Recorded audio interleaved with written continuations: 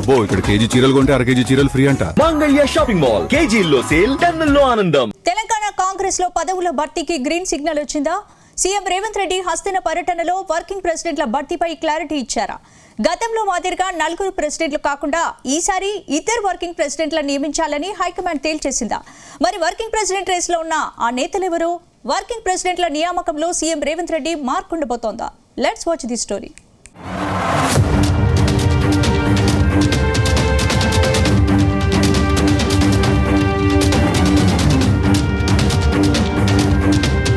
తెలంగాణ కాంగ్రెస్లో పార్టీ పదవుల భర్తీకి రంగం సిద్ధమైనట్టు తెలుస్తోంది. దాదాపు 2.5 ఏళ్లుగా పెండింగ్లో ఉన్న వర్కింగ్ ప్రెసిడెంట్ పోస్టుల భర్తీకి హైకమాండ్ గ్రీన్ సిగ్నల్ ఇచ్చినట్టు సమాచారం. ఈ పోస్టులను పార్టీ కోసం కష్టపడిన నేతలకే ఇవ్వాలని హైకమాండ్ తేల్చేసినట్టు తెలుస్తోంది. దాంతో వర్కింగ్ ప్రెసిడెంట్ పోస్టును దక్కించుకునేందుకు పార్టీ నేతలు ఇప్పటికే లాబియింగ్ షురూ చేసినట్టు సమాచారం. కొద్ది రోజులుగా మంత్రివర్గ విస్తరణపై కాంగ్రెస్ ఎమ్మెల్యేలు చాలా ఆశలు పెట్టుకున్నారు. తమకు కేబినెట్లో ఎప్పుడు చోటు దక్కుతుందా అని ఎదురు చూస్తున్నారు. కానీ ఈసారి కూడా మంత్రివర్గ విస్తరణను పక్కన పెట్టేసిన హైకమాండ్ పార్టీ పదవులను మాత్రం భర్తీ చేసేందుకు గ్రీన్ సిగ్నల్ ఇచ్చినట్టు సమాచారం.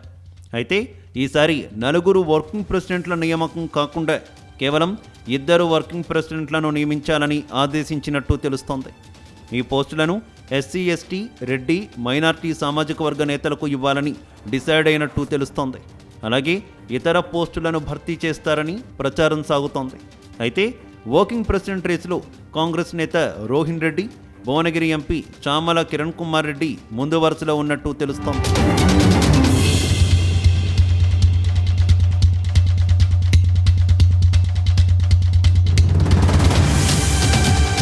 మరోవైపు ఎస్సీ కోటా నుంచి మాజీ MLA Sampath Kumar, ST quota నుంచి బలరాం నాయక్, మైనార్టీ కోటాలో ఫిరోజ్ ఖాన్ వర్కింగ్ ప్రెసిడెంట్ రేసులో ఉన్నట్టు తెలుస్తోంది.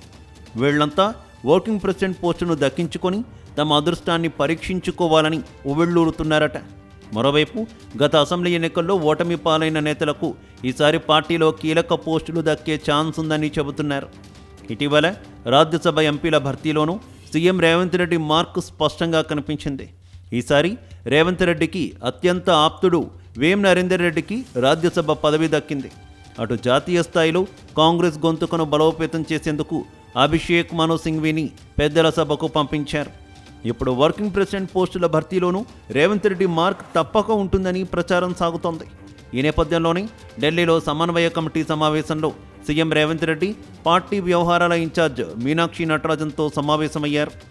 వర్కింగ్ ప్రెసిడెంట్ పోస్టులతో పాటు ఇతర పదవుల భర్తీపై చర్చించినట్టు తెలుస్తోంది.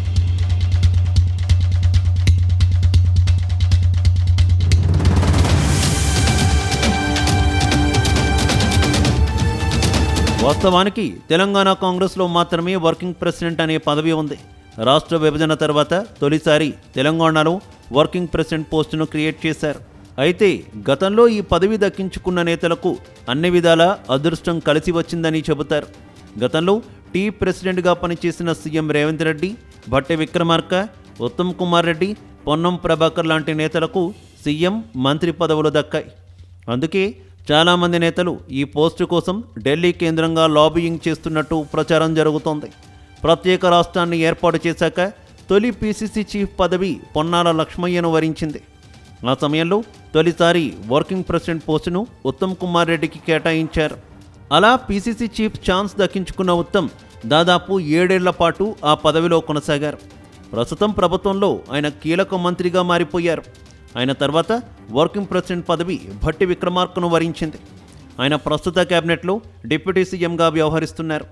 ఇక భట్టి విక్రమార్క తర్వాత వర్కింగ్ ప్రెసిడెంట్గా పనిచేసిన వారిలో రేవంత్ రెడ్డి ముఖ్యమంత్రి అయ్యారు. అటు పొన్నం ప్రభాకర్కు మంత్రి పదవి దక్కింది. ఆఖరికి మొన్నటికి మొన్న వర్కింగ్ ప్రెసిడెంట్ విత్ ఆర్గనైజేషన్ ఇన్ఛార్జిగా ఉన్న మహేష్ కుమార్ గౌడ్ సైతం పీసీసీ చీఫ్ పదవిని దక్కించుకున్నారు. దాంతో ఈసారి వర్కింగ్ ప్రెసిడెంట్ పోస్టులు ఎవరికి దక్కుతాయి అనేది ఆసక్తికరంగా మారింది.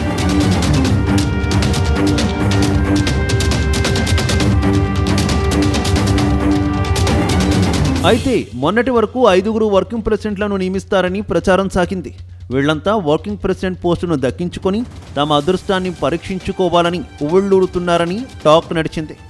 వర్కింగ్ ప్రెసిడెంట్ ఛాన్స్ దొరికితే తమ తలరాత మారిపోతుందని అందరూ భావించారట. కానీ గతంలో ప్రచారం సాగినట్టుగా 5 వర్కింగ్ ప్రెసిడెంట్ పోస్టులు కాకుండా కేవలం 2 పోస్టులకే పరిమితం ఎందుకు చేశారని పార్టీ నేతలు తెగ చర్చించుకుంటున్నారట. అయితే పార్టీలో పోస్టులు ఎక్కువైతే వాటి ప్రాధాన్యత తగ్గిపోతుందనే ఉద్దేశంతోనే 5 కాకుండా కేవలం 2 ప్రెసిడెంట్లకే పరిమితం చేశారని గాంధీ భవన్ వర్గాలంటున్నాయి. మొత్తం మీద 3 ఏళ్ల తర్వాత వర్కింగ్ ప్రెసిడెంట్ పోస్టుల భర్తీ జరుగుతుండడంతో ఆ 2 పోస్టులు ఎవరికి దక్కుతాయో అని కాంగ్రెస్ వర్గాలు తెగ చర్చించుకుంటున్నాయి.